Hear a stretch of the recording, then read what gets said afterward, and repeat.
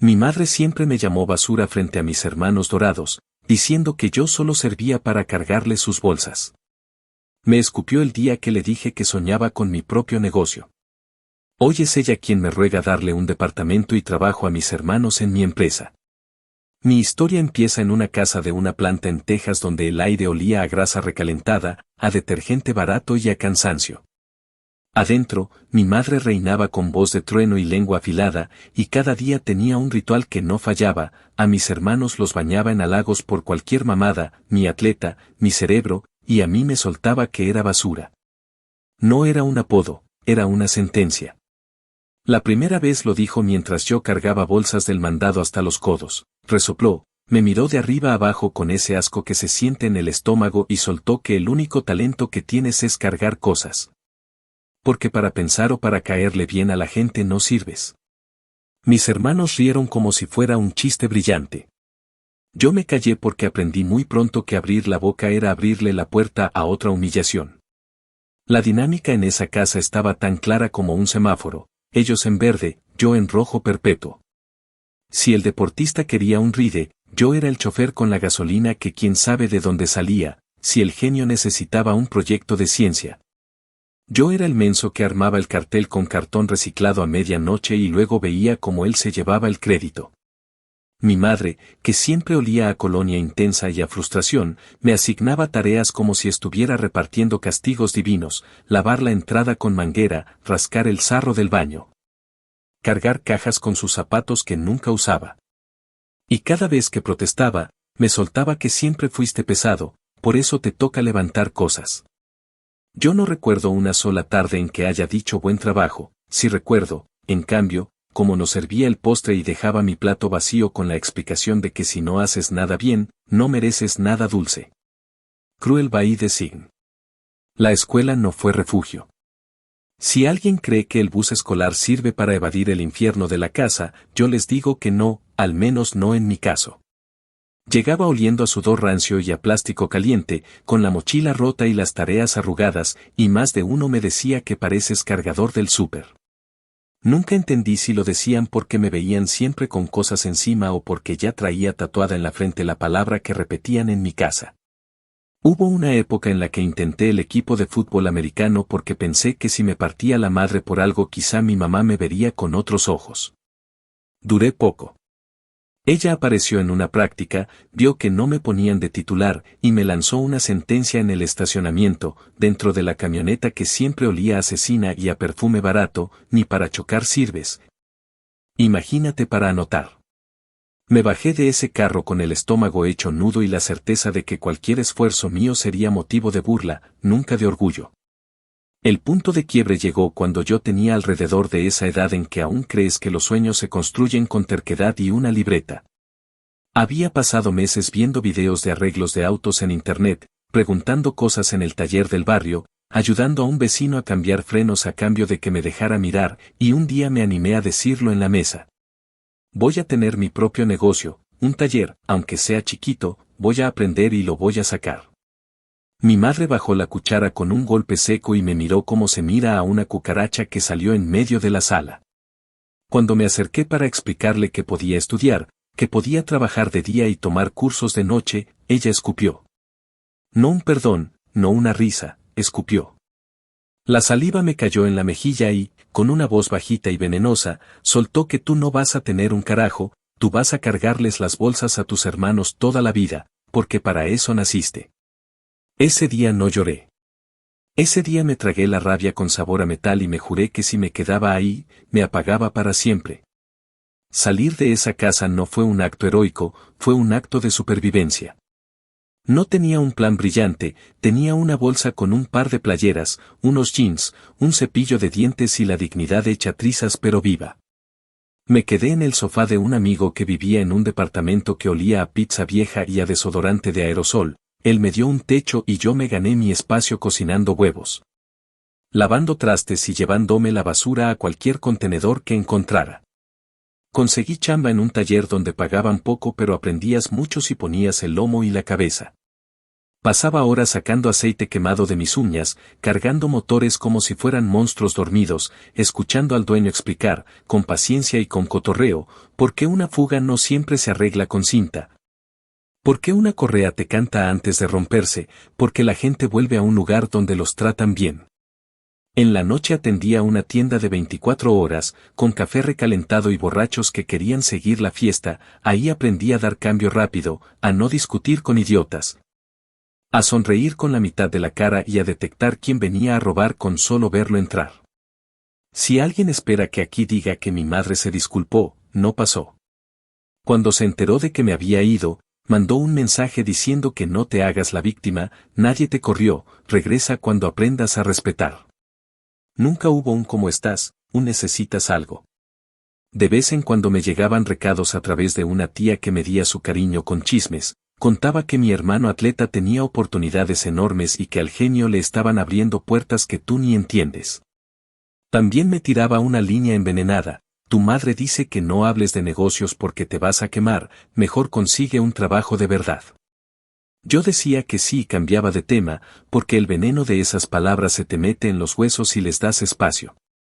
Lo que me sostuvo en esos primeros años no fue un discurso motivacional, fue algo más terco: cada billete arrugado que ahorraba, cada herramienta barata que compraba de segunda mano, cada consejo que robaba con los oídos a mecánicos viejos que tenían manos como corteza. Guardaba monedas en un frasco, luego billetes en un sobre, luego un colchón de emergencia que era literal, un colchón en el suelo donde escondía lo poco que iba juntando. Me inscribí a cursos gratuitos cuando pude, miré manuales usados, pregunté sin vergüenza, metí la pata 1000 veces y aprendí a pedir disculpas y a arreglar gratis lo que yo mismo echaba a perder. Porque el respeto del cliente se gana con la cara en alto y el trabajo bien hecho, no con labia. Y mientras tanto, me repetía bajito, casi como oración: no eres basura, cabrón, eres terco, y con terquedad se levanta uno. El rencor hacia mi madre no era un fuego que me quemaba todos los días, era más bien una brasa que se quedó viva y me calentó la espalda para empujarme hacia adelante. No traté de demostrarle nada en su cara porque sabía que esa mujer solo entendía la humillación y yo no quería hablar ese idioma. Mi venganza empezó a tomar forma con cosas sencillas que para mí eran gigantes: un cliente que regresaba con una sonrisa y una caja de donas agradeciendo que no lo jodí con precios. Un vecino que me recomendó con su primo porque este morro sí trabaja derecho, un sábado sin angustia porque las cuentas no se sentían como un cuchillo en el cuello. Esas victorias tenían un sabor raro, medio dulce, medio amargo, porque a veces, en la noche, me pescaba pensando en aquella saliva en mi cara y en esa frase de naciste para cargar bolsas. El día que me di cuenta de que mi vida ya no orbitaba alrededor de la crueldad de mi madre fue uno de esos días tontos en los que el sol pega sabroso y la música suena bajito desde un carro. Estaba en el taller, me había sobrado tiempo para limpiar mis herramientas y acomodarlas como si fueran piezas de un rompecabezas, y un cliente me dijo que me tardé, pero valió la pena: se siente que aquí te importamos. Me reí, le di la mano, y de repente entendí que por primera vez me importaba más la gente que estaba enfrente que los fantasmas que dejé atrás. Aún así, y esto lo digo sin pena, la brasa seguía ahí, y no la quería apagar. No era odio puro, era memoria. La memoria de un niño al que le dijeron que era basura y que pudo haberse convertido en eso si se quedaba un día más bajo ese techo. Lo irónico, y aquí empieza el hilo que me trae a escribir todo esto, es que, con el tiempo, el mundo da vueltas que uno no espera. Empezaron a circular rumores de que mis hermanos no eran esos héroes inalcanzables que mi madre vendía en cada sobremesa. El atleta se lesionó, el genio se metió en problemas por creerse más listo que las reglas, y de repente, como si el universo hubiera decidido ajustar cuentas, mi teléfono comenzó a sonar con llamadas que yo nunca pensé que iban a llegar. Al principio ignoré los números desconocidos, luego escuché un mensaje de voz con esa voz que yo conocía de memoria, y que juré que no necesitaba volver a oír, diciendo que hijo, necesitamos hablar, hay familia. Esa palabra, familia, en su boca, sonó como una broma pesada. Me la tragué con calma, cerré el taller, me fui por un café que sabía a cartón pero a mí me supo a triunfo, y pensé que quizá había llegado el momento de contar esta historia desde el principio, con todas sus grietas. Para que se entienda por qué, cuando la vida me puso el micrófono, no elegí el perdón automático ni el abrazo obligado, sino algo más honesto, la memoria, la dignidad y, sí, una venganza que no se grita, se construye.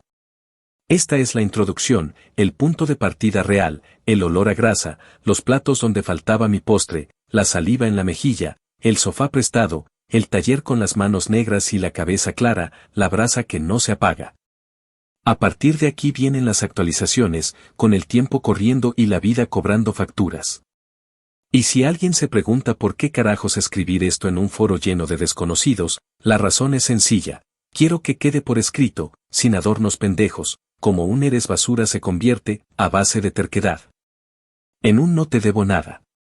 Y como, cuando la misma boca que te escupió te pide ahora un techo y un trabajo para los dorados de la casa, la respuesta no sale del hígado, sale de los años vividos. Actualización 1. Pasaron alrededor de 6 meses desde aquel mensaje de voz con la palabra familia sonando como amenaza y no como abrazo, y esa mañana el taller olía a aceite viejo, a goma caliente y a café recalentado que me raspaba la garganta pero me mantenía despierto. Teníamos un par de carros en elevadores. La radio tiraba una canción vieja en inglés que todos tarareaban a medias y yo acababa de apretar la última tuerca de un trabajo de frenos cuando una minivan color deslavado se metió al estacionamiento con ese ruido de correas que delata abandono. La reconocí antes de verla completa, no por el modelo sino por la manera en que se estacionó, atravesada y dueña del mundo, como si el concreto le perteneciera. De la puerta del copiloto bajó mi madre con su perfume fuerte y ese peinado que siempre usó para aparentar control, y del lado del conductor se asomó mi hermano mayor, el atleta caído. Con la mandíbula apretada y los ojos vidriosos, vistiendo una camisa planchada encima de un cuerpo que ya no gritaba triunfo sino cansancio. No voy a mentir, el corazón se me paró un segundo, no de emoción, de coraje viejo que la memoria guarda como si fuera un clavo enterrado en la madera. Mis muchachos se quedaron quietos, con las manos grasientas al aire, mirándome de reojo esperando la seña de si querían ayuda o si era momento de desaparecerse al almacén. Yo respiré hondo, limpié la grasa de mis dedos con un trapo ya negro de tanto uso y caminé hasta la entrada como quien va a cerrar una puerta que nunca debió haber quedado entreabierta. Mi madre no cruzó la recepción pidiendo permiso, cruzó como siempre, como si la vida le debiera espacio y silencio. Me soltó, sin saludar, que había venido porque la sangre jala y porque hay cosas que discutir en persona, y cuando abrió la boca para darme ese sermón de siempre, yo le vi la cara de todos los domingos de mi infancia. La cara que acompañaba la palabra basura como si fuera mi nombre de pila. Dijo que el mundo es duro, que la economía está horrible, que la gente buena sufre y que uno no debe darle la espalda a su gente, y remató con un tu hermano necesita una oportunidad, tú tienes en qué colocarlo. Haz algo como si estuviera pidiendo que le pasara la sal. Mi hermano, que en otra época me empujaba contra las puertas y me llamaba inútil entre risas, tenía los hombros para abajo, y dijo, medio tragándose el orgullo, que sabía trabajar duro, que podía empezar cuando yo dijera. Que si lo hacía él no me iba a fallar. Lo escuché con las manos cruzadas, clavando la mirada en su frente para no mirar los ojos de mi madre, y recordé, como un maldito relámpago, aquella tarde en que me partí la pierna y ella me dejó tirado porque el partido del campeón no podía esperar. Me ardió la memoria y me bajó una calma rara, una calma que viene cuando te das cuenta de que ya no estás obligado a doblarte.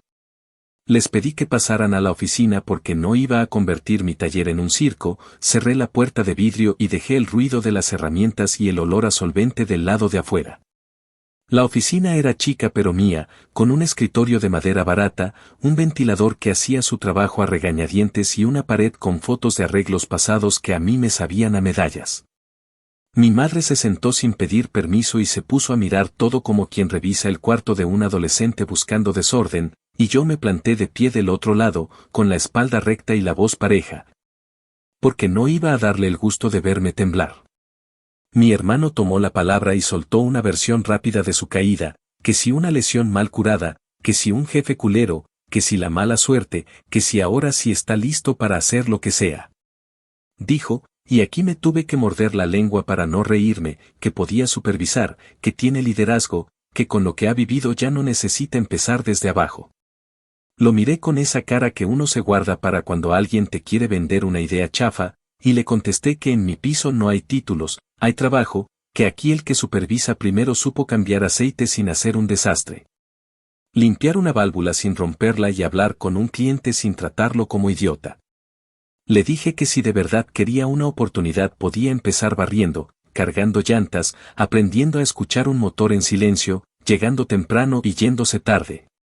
Y que antes de tocar un carro de un cliente tenía que mostrar disciplina, 0 mamadas y un examen de drogas limpio. Era una oferta honesta, no una humillación. Mi madre, que hasta ese momento fingía paciencia, explotó con esa voz que conozco de memoria, y dijo que como me atrevía, que si era un extraño para mí, que la familia no empieza desde abajo. Que para eso uno tiene hermanos, y lo dijo rematando con el veneno de siempre, que si me creía mucho porque tenía un par de juguetitos y empleados con manos sucias. No voy a adornarlo, sentí que el coraje me subía como lava, pero no me dejé. Le contesté con calma que la familia, como palabra, no borra los golpes de la boca. Que yo aprendí a trabajar con la frente en alto precisamente para no tener que volver a implorar respeto en una casa donde me lo negaban a propósito. Le recordé, no gritando, solo enumerando, que cuando a mí me tocó pedir una ayuda mínima, estudiar, intentar un equipo, buscar un doctor, la respuesta de su boca fue escupir, reír o cerrar puertas. Le dije también que en este lugar, que yo levanté con noches en vela y cansancio que dolía en las costillas, nadie entra por apellido, que si quería colgarse del árbol, aquí se cosecha con las manos, no con discursos. Mi hermano se encogió en la silla, tragó saliva y dijo que estaba dispuesto, pero que si podíamos agilizar porque urgía la lana y no quería perder tiempo en tareas que cualquiera hace. Ese cualquiera, para él, era yo hace años. Y ahí fue donde supe, con una claridad que casi lastima, que no estaba listo, que seguía creyéndose por encima de la mugre, cuando la mugre fue lo que a mí me moldeó. Abrí la puerta de la oficina, no para echarlos a gritos, sino para que el aire del taller entrara y me recordara quién soy. Le dije a mi hermano que si de verdad quería empezar, ahí estaba el piso, que tomara una escoba, que se presentara al amanecer del día siguiente, que aquí la única recomendación era no romper la palabra. Dije exactamente eso, te presentas, limpias, observas, te callas, aprendes, y después hablamos, y si te parece demasiado, hay supermercados que aceptan candidatos sin experiencia para cargar bolsas. Que vayas allá a empezar por donde yo empecé, a ver si así entiendes que nadie nace gerente. Mi madre se paró como si le hubieran clavado una aguja, me lanzó esa mirada vieja que antes me hacía pequeño y ahora me resbaló como lluvia, y soltó que soy un maldito ingrato, que una madre no se cuestiona. Que la sangre me llama, que me voy a arrepentir cuando me vea solo, y que toda esa fachada de hombre hecho y derecho se me va a caer cuando se me cruce el primer golpe serio de la vida. Le contesté, cansado más que enojado, que la vida me golpeó desde chico, que por eso separarme, y que no le debo a su apellido ni el aire que respiro. Mi hermano intentó decir algo más, pero la cara de ella ya había decidido que esa escena no iba a terminar en paz. Salimos al piso del taller y mis muchachos bajaron la vista como se hace por respeto cuando la casa ajena se incendia. Un cliente habitual, un señor que siempre cabulea conmigo sobre béisbol y que más de una vez me trajo café porque sí, estaba esperando su carro y se quedó mirando el drama. Mi madre alzó la voz en medio del eco de herramientas y dijo que yo no soy nada sin ella, que todo lo que se lo aprendí en su casa, que debería agradecer, y yo tuve que respirar hondo para no soltar una risa amarga. Ese cliente, que no me debía ni mierda, intervino con una frase sencilla que me salvó de explotar. Dijo que yo era de los pocos que no le habían robado con pretextos y que si ella pensaba que un negocio honesto se sostenía con caprichos, no entendía nada. Mi madre se ofendió con él también, porque a esa mujer siempre le sobró saliva para morder a quien sea, y se fue caminando a paso rápido. Con mi hermano detrás cargando la vergüenza como se cargan bolsas muy pesadas cuando no quieres que la gente note que te tiemblan los brazos. La minivan arrancó con ese chillido de banda floja, se perdió en el tráfico y el silencio que quedó fue raro, como de iglesia chiquita después del sermón. Me quedé ahí, con el trapo negro en la mano y un temblor chiquito que no era miedo, era la resaca del pasado saliendo por los dedos. Uno de mis muchachos me preguntó si estaba bien, Yo dije que sí con una voz que se me quebró poquitito, y luego me burlé de mí mismo por dentro porque por fin había dicho que no sin que me temblaran las rodillas. Me metí a la oficina, cerré la puerta, me vi en el reflejo de vidrio y me reconocí. No fue una victoria de película ni una escena para aplausos, fue una victoria íntima, de esas que pesan más que cualquier chequera. Me senté, respiré, apunté en una libreta de esas baratas que uso para todo que ese día había puesto una línea que no se cruza, que si el pasado quería entrar a mi casa tenía que quitarse los zapatos. Después salí otra vez, volví al trabajo, entregué el carro del señor del béisbol, me manché las manos con grasa y, ya por la tarde, cuando el sol pegaba de lado y hacía brillar las herramientas como si fueran joyas baratas, me serví otro café recalentado y me quedó claro que la venganza que yo quiero no tiene que ver con humillar a nadie frente a nadie, tiene que ver con esto.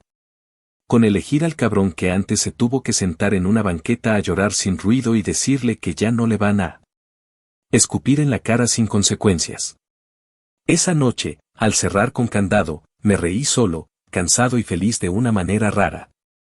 Porque había conseguido que el niño de la saliva en la mejilla creciera lo suficiente como para mirar a los ojos a la bruja de su infancia y decirle, sin gritar, no.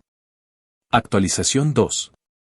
Pasó alrededor de un año desde aquella escena en la oficina del taller y las cosas, aunque siguieron con el mismo ritmo de siempre, empezaron a tener otro color. Yo había estado apartando ahorros como quien guarda fichas en un frasco, rehusando caprichos, trabajando fines de semana largos y aprendiendo a no gastar por impulso. Y en ese tramo me animé a dar un paso que para cualquiera puede ser trámite, pero para mí fue un sacudidón que me puso los nervios de punta y el orgullo en la frente, comprar mi propia casa. No una mansión de revista, no una fantasía de película, una casa sencilla, de una planta y media, con fachada de ladrillo y una entrada con árboles que daban sombra de verdad.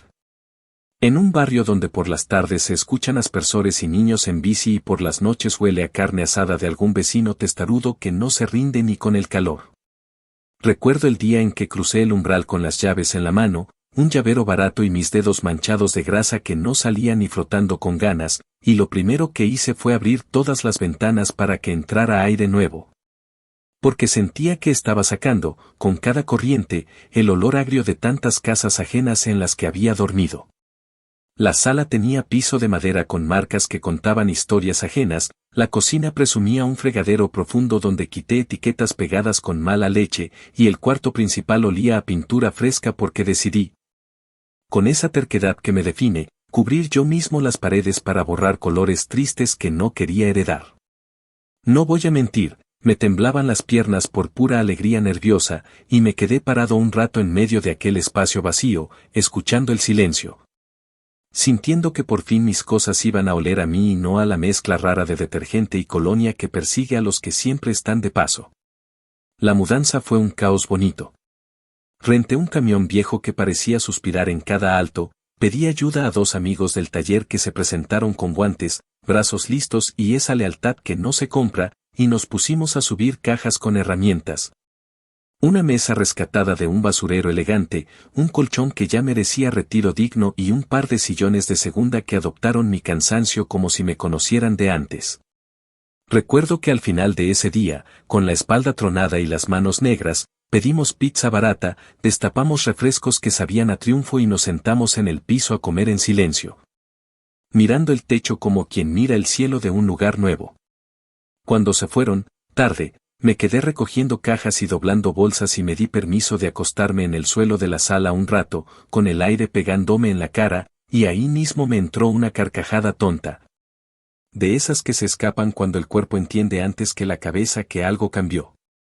Al día siguiente madrugué, puse a sonar música vieja en un radio pequeño mientras barría, acomodé los pocos platos en una alacena con olor a madera reciente y colgué, en un clavo terco, la foto de mi primer carro reparado como si fuera un talismán. Ese fin de semana invité a los muchachos del taller a una carne asada sencilla en el patio, trajeron tortillas, cebollitas y una hielera pesadísima, y un vecino de al lado. Un señor moreno con sombrero de béisbol que llevaba años en el barrio, se acercó con una sonrisa, se presentó con nombre y apellido y me dijo que cualquier cosa que necesitara ahí andaba, que aquí la gente se cuida. Sentí que el mundo por primera vez me decía bienvenido sin poner condiciones estúpidas. La paz esa no duró mucho. A la semana, un día de tarde caliente que hacía vibrar el asfalto, sonó el timbre con insistencia y la sombra de una camioneta que ya me era conocida se asomó en la entrada. Respiré hondo antes de abrir porque adiviné el guión sin leerlo. Mi madre estaba en el porche con un par de maletas viejas y una bolsa enorme de esas que parecen nunca llenarse, con el peinado alto y la cara compuesta como si fuera a castigar a alguien por llegar tarde a misa. No saludó, no preguntó si podía entrar, soltó enseguida que había tenido problemas serios con su pareja, que la habían tratado de manera injusta, que no tenía dónde quedarse y que, cito tal cual. Yo tenía la obligación de dejarla quedarse un par de meses mientras arreglaba asuntos. Lo dijo con esa cara de directora de escuela que da órdenes y espera obediencia, la misma cara que de morro me hacía sentir de nuevo pequeño incluso cuando me paraba de puntas. Me le quedó viendo el patio como quien hace inventario, los escalones, el tapete simple que decía bienvenido con ironía, y remató que la familia no se deja en la calle, que hay decencia. Que si me creía mucho por una casa chiquita estaba perdiendo el piso. Detrás de ella, la maleta parecía mirarme con sorna, como si ya estuviera adentro, como si mi puerta fuera un trámite más. Yo no reaccioné con gritos porque he aprendido a medir la pólvora. Abrí un poco más la puerta para que pasara el aire, me paré en el marco como si fuera un poste y le dije que no iba a pasar, que no iba a vivir aquí. Que no era un hotel ni un refugio y que si tenía una emergencia podía ayudar con información, con números de sitios de apoyo, con referencias. Pero que mi casa no era un escenario para repetir la historia de siempre donde ella decide y los demás ponen el cuerpo. No le gustó un carajo. Dijo, con esa voz que agrieta paredes, que yo estaba desquiciado, que cómo me atrevía a negarle techo a mi propia madre, que qué clase de hombre era, que me estaba envenenando con resentimiento. Que debía agradecer la vida y cuidar a quien me trajo al mundo, y lo remató con una frase que ella usa como puñal y que ya no me hiere, me enfurece con calma, dijo que soy un maldito ingrato que se olvida de dónde viene. Le contesté, sin subir el volumen, que vengo de una casa donde la cabeza ajena valía más que la mía, donde me escupieron por hablar de trabajo propio. Donde me dejaron con el hueso roto en un sillón porque había juegos y favoritos, que sí recuerdo perfectamente de dónde vengo y precisamente por eso puse una línea, que no soy refugio de quien me rompió. Que ya no se puede pasar por encima de mi vida como si fuera alfombra. Entonces soltó el último recurso, el de siempre, ese drama barato que usa para apretar el botón de culpa, dijo que se iba a enfermar, que le podía pasar algo, que si yo dormía bien sabiendo que su madre estaba sufriendo. Le dije que duerme mejor uno cuando mantiene la puerta cerrada a lo que hace daño, que el sufrimiento no otorga derechos absolutos, que si necesitaba ayuda real había lugares. Pero que yo no iba a cargar otra vez con el peso que me reventó la espalda siendo un niño. Para mala suerte de ella y quizá fortuna mía, 2 vecinos estaban en el frente regando plantas y recogiendo correo y se enteraron del espectáculo porque cuando mi madre se siente contrariada levanta el teatro. Uno de ellos, el señor del sombrero, se acercó con esa paciencia de quien ha criado hijos tercos y preguntó si todo estaba bien, y mi madre, sin vergüenza, se volteó hacia él y le dijo que yo era un desalmado que la dejaba en la calle después de todo lo que ella hizo por mí, que se notaba que el dinero me había enfermado. El señor, que me había visto levantar cercas y barrer la entrada con la misma camiseta sucia durante días, respondió que aquí cada quien cuida su casa y su paz. Que nadie estaba obligado a cargar historias ajenas y que quizá era mejor buscar un acuerdo en otro lado, y lo dijo con ese tono que no admite pleito pero tampoco se agacha. Mi madre se encabronó con él también, porque a esa mujer le hierve la sangre con facilidad, le dijo que no se metiera y me volteó a ver con la mirada que me daba escalofríos de niño. Me pidió, o más bien ordenó, que agarrara las maletas y le mostrara su cuarto, y yo, sin mover un dedo, repetí que no, que aquí no iba a vivir. Que yo la prefería lejos antes que cerca desbaratándome la salud como hicieron durante años. Dije, y me salió del alma, que si venía a manipular con lágrimas o con miedo, se había equivocado de casa. Lo siguiente fue una retahíla de insultos de su repertorio que no voy a repetir palabra por palabra porque me da flojera recordar verbos gastados, pero incluyó descalificaciones a mi trabajo, a mi masculinidad. A mi inteligencia, a mis amigos, a mi manera de hablar, a mi existencia. Yo aguanté el chaparrón mirando un punto fijo en la reja, respirando por la nariz como quien espera a que pase una tormenta corta, y cuando por fin se detuvo le dije que si tenía algo más que decirme lo mandara por mensaje. Que no iba a tolerar escenas en mi entrada, que la próxima vez ni siquiera iba a abrir la puerta. Apretó los labios, hizo un gesto con la cabeza que conozco de memoria y se bajó del porche con pasos duros, arrastrando las ruedas de la maleta por el cemento como si quisiera desgastarlo, y se subió a la camioneta sin voltear. La vi salir y me di cuenta de que ese rugido de motor mal cuidado ya no me intimidaba, si acaso me recordaba a tantos carros que he arreglado a gente que, a diferencia de ella, sí sabe decir gracias. Cerré la puerta con el seguro, me apoyé en ella por dentro y me temblaron un poco las manos. No por duda, por descarga. Preparé café fuerte y me senté en la mesa de la cocina a escribir un par de reglas para cuando apareciera otra vez, porque aprendí a poner límites por escrito para que no me agarren con discursos. Escribí en una libreta de tapas blandas, en letras torpes, que en mi casa no entran gritos, no entran insultos, no entra la manipulación, no entran exigencias envueltas en la palabra familia. Que cualquier conversación tiene que darse con respeto y preferiblemente por mensaje para que quede registro, que no presto dinero a quien me ha escupido y que no doy techo a quien me negó cama cuando me dolía el cuerpo. Redacté también, con esa claridad que duele pero alinea el alma, que si quería relacionarse conmigo debía aceptar que yo no soy ni seré su salvavidas. Le tomé foto a esas reglas con el teléfono y se las mandé con un mensaje seco, dije que si quería hablar, estaba dispuesto, pero bajo esos puntos. Respondió más tarde con una tormenta de insultos que me repitieron lo de ingrato, lo de basura, lo de que me iba a quedar solo, y remató con que me necesitaba para que le comprara un departamento porque merecía seguridad. La bloqueé sin sonrojarme y sentí que me quitaba un peso del cuello. Esa misma noche, por puro instinto, cambié el código de la cerradura, acomodé mejor las cortinas y dejé a la mano los contactos que había buscado de centros comunitarios. Porque ya la conozco y sabía que iba a intentar otra entrada dramática.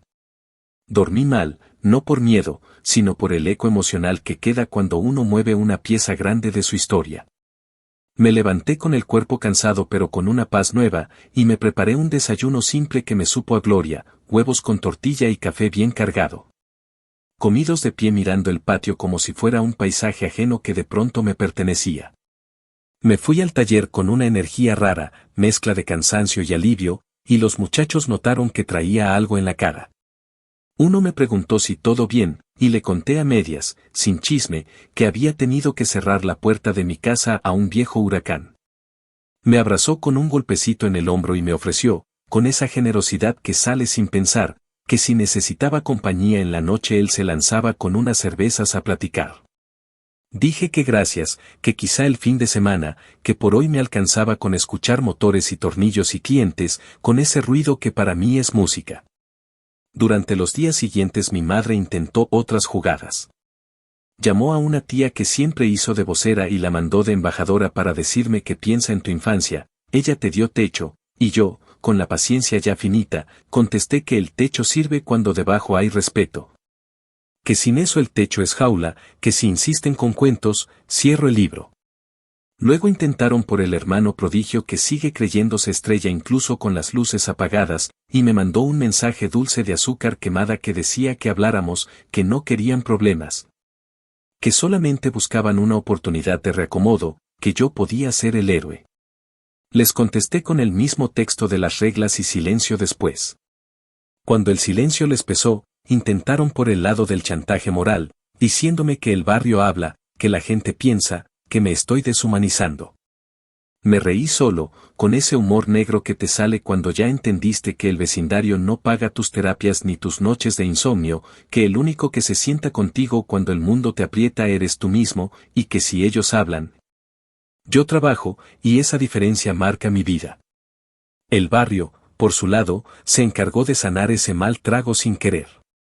La señora de la esquina, una mujer chicana con pañuelo en la cabeza y manos que saben de sazón, me llevó un plato de enchiladas para dar la bienvenida y me dijo que aquí la gente ayuda sin gritos. Que si quería plantas me daba esquejes, que lo único que pedía era que cuidara la acera y no hiciera fiestas que duraran hasta el amanecer. El señor del sombrero me prestó una escalera para cambiar un foco y me contó que también tuvo que cerrar puertas a familia que confundía amor con servidumbre, y soltó, mirándome sin drama, que uno aprende a querer desde donde no se rompe. Esas pequeñas cosas me sostuvieron. Los domingos, cuando el taller descansaba, me quedaba en casa arreglando detalles, colgando marcos, aceitando bisagras, plantando un par de hierbitas tercas que se aferran al sol. Y cada clic de una puerta bien ajustada se sentía como una pequeña victoria contra el pasado.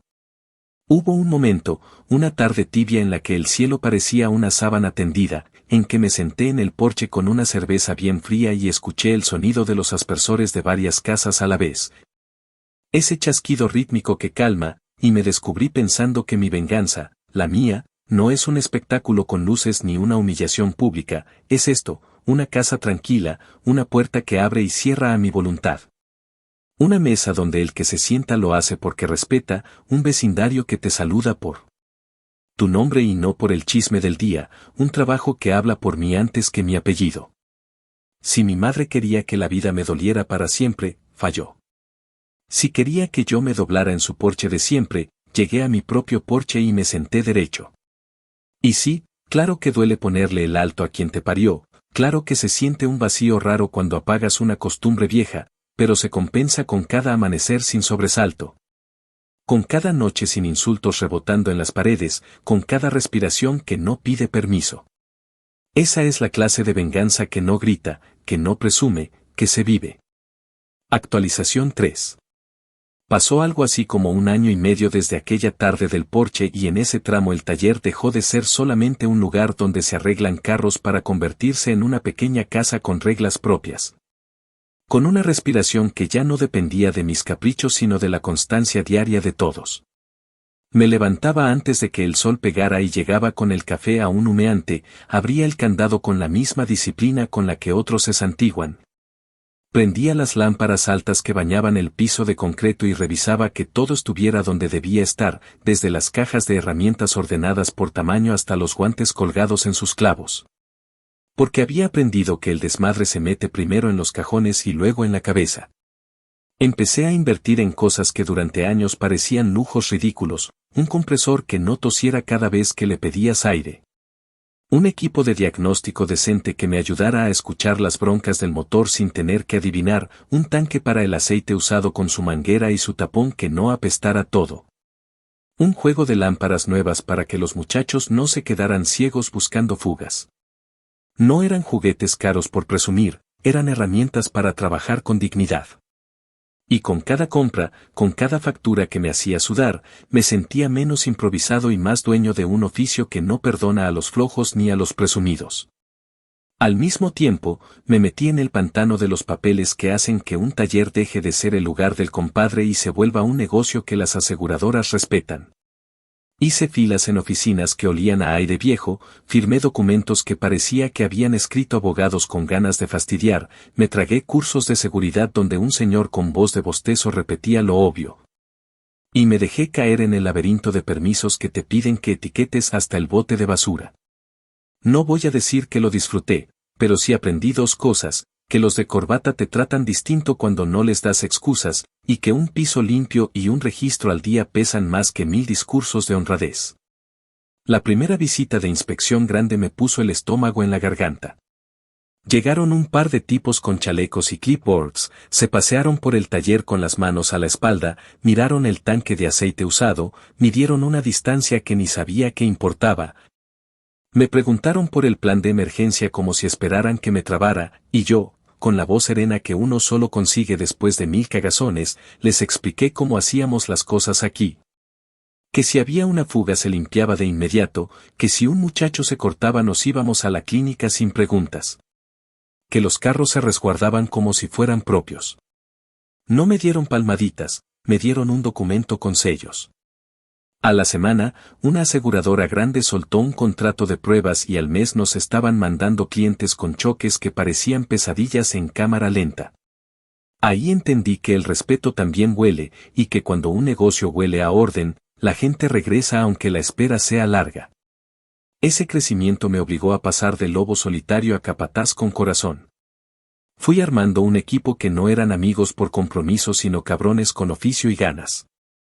El chava, flaco y de manos nerviosas, que aprendió a pulir sin dejar remolinos y que habla bajito con los clientes con un respeto que abre carteras, la Patti, que llegó para cubrir una ausencia y se quedó para poner orden donde los hombres solemos hacernos pendejos, durísima con los números y más dura todavía con quien miente, el gordo, al que le dices apodo y te mira feo.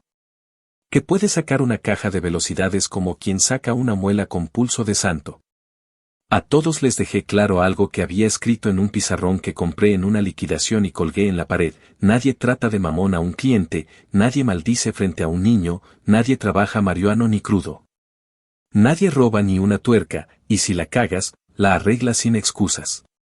Había aprendido en carne propia que los discursos se disuelven si no hay reglas y consecuencias. Implementamos, con la humildad del negocio chico, algo parecido a una política de pruebas de drogas cuando tocara, no para humillar sino para cuidar a todos. Más de uno se ofendió, a uno lo tuve que dejar ir por necio. Y me dolió en el hígado, pero preferí el golpe de corto plazo a vivir mirando sobre el hombro. En esa pelea por el orden también ajusté mi papel, empecé a delegar, no por flojera, sino porque el jefe que no suelta se vuelve cuello de botella. Y yo quería que el taller respirara sin mí si un día me enfermaba o si necesitaba ir a firmar papeles o a pelear un cheque que se había quedado dormido en el escritorio de alguien. Fue justo cuando la cosa empezó a caminar con ritmo que llegó el primer guiño público que me hizo sentir que valía la pena el desmadre de los papeles. La certificación para trabajar con ciertas aseguradoras que se creen dueñas de la calle. No hubo cinta de inauguración, hubo correo con palabras frías y un archivo adjunto que decía que ya estábamos en la lista. La Patti, que es de pocas ceremonias, me dijo, sin sonreír pero con brillo en los ojos, que ahí estaba el brinco que llevábamos meses persiguiendo. Yo me quedé viendo la computadora como quien mira un eclipse y luego me fui al piso y abracé a los muchachos, uno por uno, con las manos aún oliendo a solvente. Lo celebramos con tacos de la lonchera de la esquina y refrescos en botellas de vidrio, de pie junto al elevador que más cariños nos ha pedido, sin fotos, sin discursos, solo una vibra de orgullo que te pone recto. Esa misma tarde llamé a un par de clientes viejos para agradecerles que se hayan quedado conmigo desde que yo era un menso con un jack cojeando y una lámpara que parpadeaba, y uno de ellos, un maestro retirado. Me dijo que por eso regresa, porque aquí no mentimos, y si te queda grande el saco lo dices y lo arreglas. Me guardé esa frase como si fuera una medalla invisible, porque es exactamente lo que en mi casa no había: honestidad sin humillación. Y entonces, como si el destino tuviera ese humor culero de mandar mensajitos cuando estás de buenas, me cayó un mensaje de Facebook. No era de un cliente ni de un amigo. Era del otro, del niño prodigio, el hermano al que de chico le hacían fiestas por levantar un dedo y a mí me negaban un pedazo de pastel porque respiraba fuerte. El texto empezaba con un bro que me raspó el alma como papel de lija y seguía con una cadena de palabras que olían a excusas viejas aunque las envolvió en papel de regalo: que la vida da vueltas, que todos merecemos segundas oportunidades, que había tenido un par de rachas malas en el trabajo y en la vida personal, que se estaba poniendo serio, que quería aprender del negocio, que es listo y aprende rápido, que podríamos hacer cosas grandes si uníamos fuerzas. Leí ese mensaje sentado en la silla de la oficina, con la puerta entreabierta dejando entrar el sonido del pistón golpeando y una canción en inglés que se escuchaba bajito. Y sentí cómo se me cruzaban el rencor de un niño y la paciencia del hombre que ahora decide. No respondí de inmediato. Me serví un café amargo, abrí la ventana para que entrara aire y me dediqué a mirar el patio trasero del taller donde dejamos los carros que esperan piezas como si fueran animales dormidos. Cuando volví a leer, ya no vi a mi hermano, vi a un adulto que usa el parentesco como pasaporte y la palabra aprender como llave para pedidos urgentes. Contesté con una educación que me costó años aprender. Le dije que el taller no es una escuela pagada por mi ego, que si de verdad quería entrar, había camino claro y largo. Le expliqué, con dientes apretados pero sin veneno, que aquí nadie se salta las filas, que todos empezamos en el piso. Que el que quiera tocar la caja registradora primero tiene que saber cómo se limpia una bandeja con aceite sin dejarla pegajosa. Cómo se habla con una señora nerviosa cuyo carro es su única manera de llevar a su niña a la escuela, cómo se entrega un trabajo sin pretextos. Le dije que la gerencia se gana con sudor y paciencia y que antes de hacer cosas grandes hay que hacer bien las cosas pequeñas. Rematé con lo mismo que le había ofrecido al otro, porque no iba a cambiar reglas para apellidos, presentarse temprano, usar botas, traer ganas, pasar una prueba cuando tocara, aprender callado. Respetar a la patria aunque le duela el orgullo, y no esperar trato de alabanzas. Me tardé en teclearlo para que sonara a puerta abierta y no a golpe, porque dentro de mí todavía vive un niño que quiere que lo elijan, aunque ya aprendí a elegirlo yo. La respuesta llegó en minutos, con ese tono de quien se creyó especial toda su vida.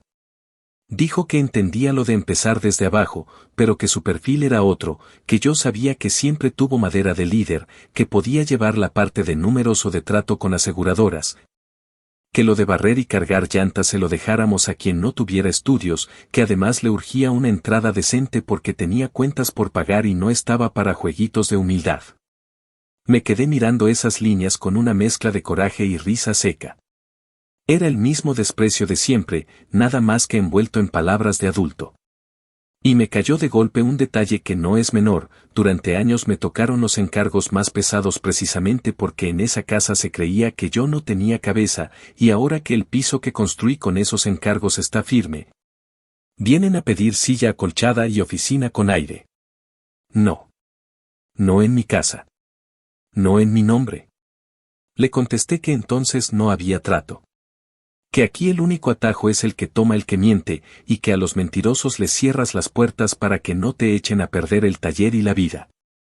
Le agregué, con la misma frase que mi madre usó de daga cuando yo pedí apoyo para estudiar, que no iba a desperdiciar tiempo ni dinero en quien desprecia el trabajo que nos ha dado de comer a todos, pero esta vez. Al repetirla, sentí que no venía de odio, venía de justicia. Él se encabronó, claro, y soltó que yo me creo mucho, que el éxito me volvió mamón, que me olvido de que somos sangre, que si no los ayudo soy menos hombre, que todo lo que logré fue por cosas que aprendí en casa.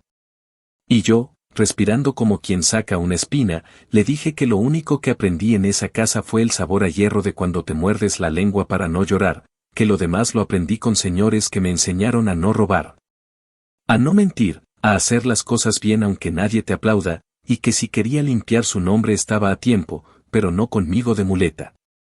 No voy a mentir, me pesó darle enviar. Me pesó no por él, sino por el niño que alguna vez miró a su hermano mayor con admiración ciega, antes de que las palabras de mi madre salieran de su boca como si fueran propias. Aún así, lo hice. Y cuando, en el mismo hilo, empezó a llegar la avalancha de mensajes con medias verdades, con excusas de apuestas y marihuana en tiempos difíciles, con historias de cómo la vida lo golpeó de formas injustas, me di cuenta de que estaba a nada de caer en el pantano de justificar lo injustificable. Cerré la conversación con una frase que me he repetido desde que compré mis primeros guantes de trabajo: no soy enemigo de nadie, pero tampoco soy salvavidas de quien se niega a nadar. Bloqueé su perfil, respiré hondo, y me quedé un rato quieto con el celular en la mano y el zumbido de la calle entrando por la ventana entreabierta. Esa noche, ya en mi casa, cociné sin prisa, puse música bajita, serví un plato de comida caliente y me lo llevé al porche como un viejo terco que disfruta de su propia compañía. Sentí una tristeza rara, no esa tristeza pegajosa que te reviste la piel y no te deja dormir, sino una tristeza limpia, como la que te da cuando entierras algo que ya estaba muerto pero que aún así ocupaba espacio. Pensé, con calma, en el hilo que me ha traído hasta aquí, una infancia donde me acostumbraron a creer que valía menos, un montón de años de trabajo con manos negras y espalda rota, una casa que huele a madera y a café. Un negocio que respira pese al calor y los trámites, y una familia que, cuando ve que ya no puede morder, intenta lamer y pedir como si nada hubiera pasado. Me prometí, en voz bajita, que no iba a convertir mi paz en un espectáculo de redención falsa, que la única redención que voy a presenciar es la mía, día tras día. Cerrando puertas que lastiman y abriendo las que me hacen crecer. Al día siguiente, el taller siguió su marcha. Llegó un sedán con el frente hecho acordeón que nos ocupó casi toda la semana. La Pati regañó al chava por un recibo mal hecho y luego le enseñó cómo se llena sin regarla.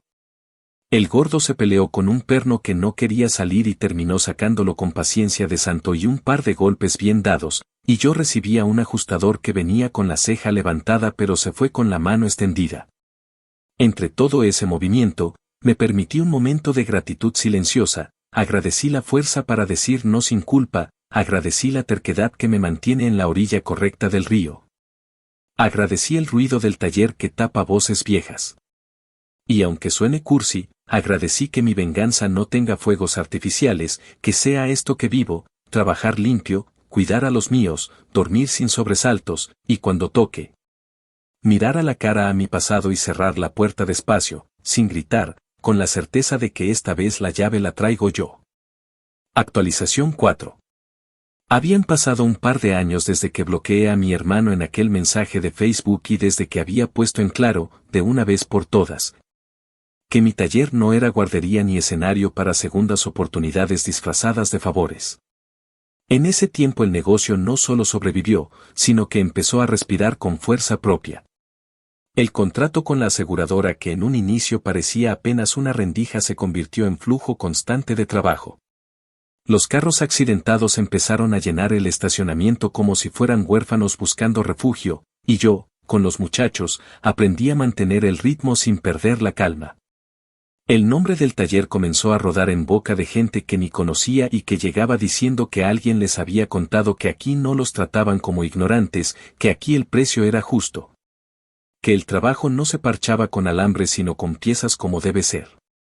Era raro escuchar eso, porque mi madre me había repetido tantas veces que yo jamás sabría manejar nada, que cada cliente que confiaba en mí me parecía un bofetón contra esas palabras viejas. En medio de ese crecimiento, mientras yo aprendía a lidiar con facturas más grandes y con empleados que ya me miraban no solo como colega sino como jefe, empecé a recibir noticias que no buscaba. Los primos, los vecinos de aquel barrio donde crecí, me pasaban de vez en cuando comentarios envenenados envueltos en casualidad. Un día, uno de ellos llegó al taller para una afinación y entre el ruido del compresor me soltó como quien no quiere la cosa que mi madre estaba mal de salud, que la habían visto apagada. Que parecía cargar un peso en los hombros que ya no podía ocultar con maquillaje ni peinados altos. Otro me contó en una llamada que había estado pidiendo ayuda a la familia extendida porque no tenía seguro, que los ahorros que presumía se habían ido en sostener a mis hermanos. Que la casa que tanto mostró como trofeo estaba hipotecada hasta el cuello. Yo escuchaba esas historias con la calma de quien oye el parte meteorológico de otro país. Sí, me dolía en una parte del cuerpo que ya no se usa, como una cicatriz cuando cambia el clima, pero no más. Porque dentro de mí, bien guardado, seguía el recuerdo de cada día en que esa mujer me señaló como carga, cada tarde en que su boca se abrió solo para repetir que yo no valía nada, cada momento en que me negó lo básico. ¿Cómo sentir ternura por alguien que se esmeró en arrancártela desde niño? La primera vez que me llegó directamente la noticia de que estaba enferma fue una llamada de una tía. Una de esas que siempre se colocó en medio como mediadora pero que al final repetía el guión de mi madre palabra por palabra. Me habló con voz grave, dramatizando, diciendo que era momento de demostrar grandeza, que el rencor no paga las cuentas, que la sangre pesa más que los recuerdos. Que si yo de verdad había madurado debía dejar atrás los pleitos y tender la mano. La escuché entera, porque me enseñaron a no colgarle el teléfono en la cara a los mayores, pero cuando terminó no me contuve. Le dije que me parecía curioso que ahora me llamaran para pedir ayuda, cuando en mi adolescencia me dejaron fracturado en un sillón, cuando me llamaron basura hasta el cansancio, cuando me negaron educación y afecto.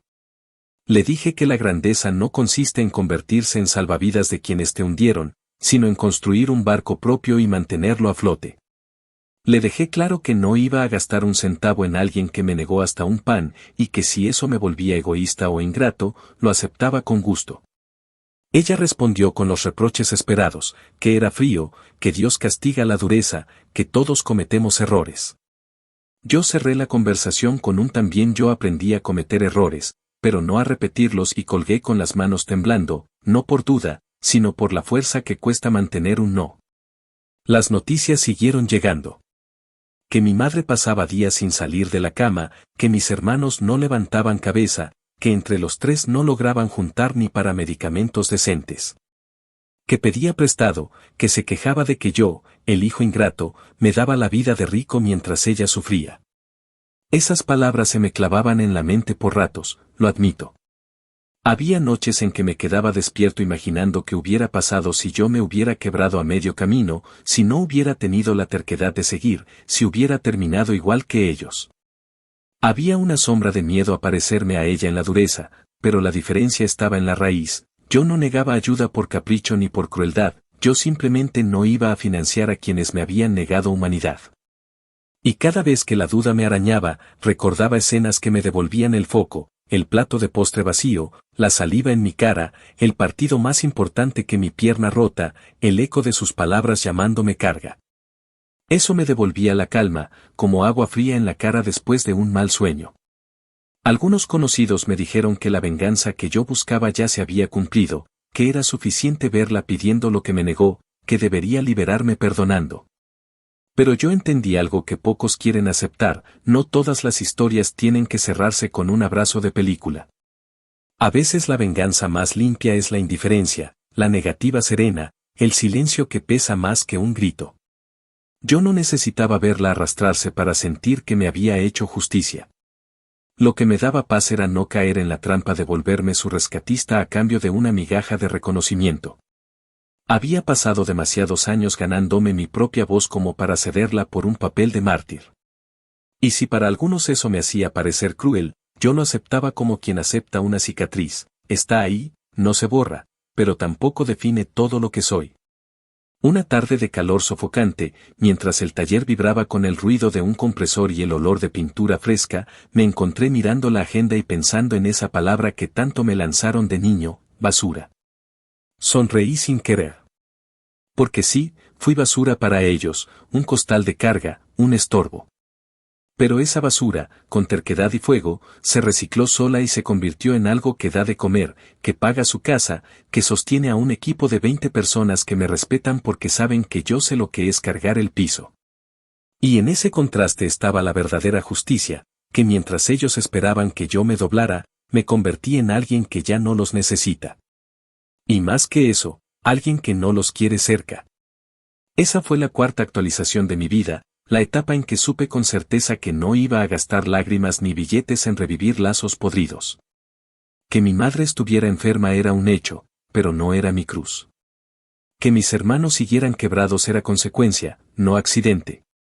Y que yo pudiera dormir en mi cama limpia, bajo mi techo, con la conciencia tranquila, era la victoria que me había prometido cuando salí de aquella casa oliendo a derrota. La venganza, entendí, no siempre es ruido ni espectáculo, a veces es silencio, puertas cerradas y una vida que avanza sin ellos. Actualización final. 5 años después de aquella primera vez que mi madre se apareció en mi taller pidiéndome que le diera trabajo a mi hermano, mi vida ya parecía otra, aunque las cicatrices del pasado siguen ahí, recordándome de dónde vengo.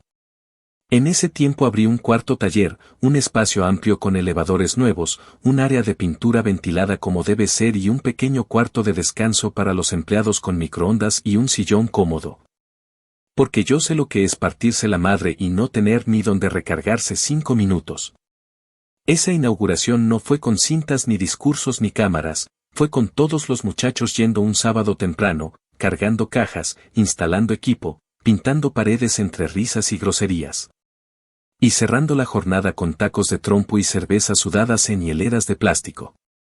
Mientras los veía comer con las manos grasientas, hablando de carros, de sus familias, de partidos de fútbol, sentí algo que en mi casa nunca existió, comunidad, lealtad que no se exige, respeto que no se mendiga. Cariño que se gana a diario. Esa noche regresé a mi casa, me serví un trago de whisky barato que guardaba para ocasiones especiales y me permití sonreír largo, porque esa era la vida que soñé desde que tenía 15 años y me llamaron basura. Lo irónico es que, mientras mi vida crecía, la de mi madre y la de mis hermanos se iba desmoronando como un edificio viejo al que nadie le da mantenimiento. Me enteré por un primo que ella había perdido la casa que tanto presumió, que las deudas la comieron y que ahora rentaba un cuarto pequeño en la casa de una conocida, un espacio con paredes delgadas, sin patio. Con un baño compartido que olía a humedad. Mis hermanos, los Dorados, Los perfectos, seguían igual o peor.